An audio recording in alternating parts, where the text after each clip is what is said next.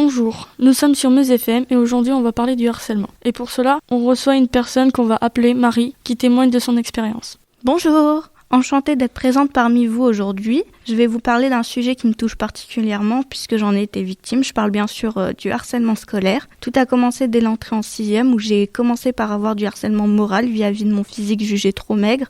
Puis ça a enchaîné par des insultes qui m'ont tellement touchée que je me suis renfermée sur moi-même. J'ai développé des TCA, donc des troubles du comportement alimentaire. Ensuite, ça a poursuivi par des violences physiques jusqu'au jour où ça allait trop loin. Suite au harcèlement que j'ai vécu, j'ai développé une phobie scolaire, une dépression et un début de phobie sociale. Comment tu te sens après avoir vécu tout ça ? Aujourd'hui, on peut dire que je vais beaucoup mieux. Avec le temps, j'ai fini par avancer, mais c'est sûr que mon passé reste derrière moi et j'oublie pas, j'ai toujours des séquelles. Mais ça peut aller. Avec le temps, on peut réussir à s'en sortir grâce à l'aide de professionnels qui m'ont entourée pendant toutes ces années. Quand tu dis que c'est allé trop loin, c'est-à-dire ? C'est-à-dire qu'une fois, c'en est venu aux mains, aux pieds. On était en salle de sport. Le prof était parti. Elles en ont profité pour me taper. Elles étaient 2.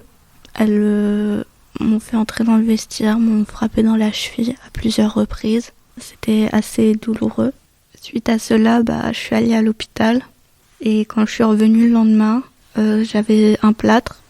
Mais ces filles-là m'ont accusée de simuler. Alors, quand on m'a demandé exactement ce qui s'était passé en cours de sport, moi j'ai juste dit que je m'étais retourné la cheville en faisant du sport. Et non pas qu'on m'avait frappée, parce que j'avais trop honte. As-tu été entendue ou soutenue pendant cette période ? Alors, lorsque tout s'est produit, je n'ai pas été capable d'en parler autour de moi. Ça a été une période assez compliquée, puisque je me suis renfermée sur moi-même et surtout dans la nourriture. J'ai pris énormément sur moi pendant des années. J'ai préféré tout garder, ce que je ne conseille absolument pas. C'est le très mauvais exemple. À force d'encaisser, de toute façon, on finira toujours par exploser. Même si pour moi, ça aura mis 5 ans, 5 longues années.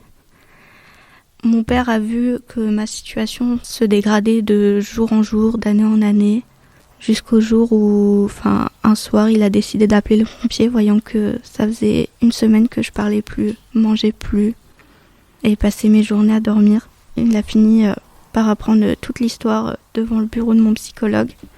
J'ai été hospitalisée 2 mois en psychiatrie. C'est le temps qu'il m'aura fallu pour me remettre sur pied, essayer de me libérer un peu l'esprit. Et puis maintenant, je suis suivie par un psy, une art thérapeute, et je peux dire que quand on est soutenu, ça fait vraiment du bien. Parce que tu te sens écouté, ça te libère l'esprit. Et avec le temps, je commence à aller beaucoup mieux. Et je remercie tous ceux qui sont autour de moi et qui me soutiennent malgré que ce soit assez compliqué. Et surtout, je voudrais terminer par le fait d'en parler, c'est vraiment se libérer. Merci pour ton témoignage. Si vous êtes victime ou témoin de harcèlement, vous pouvez appeler le 30-20 ou si vous avez juste besoin d'en parler ou que vous vous sentez seul, vous pouvez appeler le numéro d'SOS Amis au 09 72 39 40 50.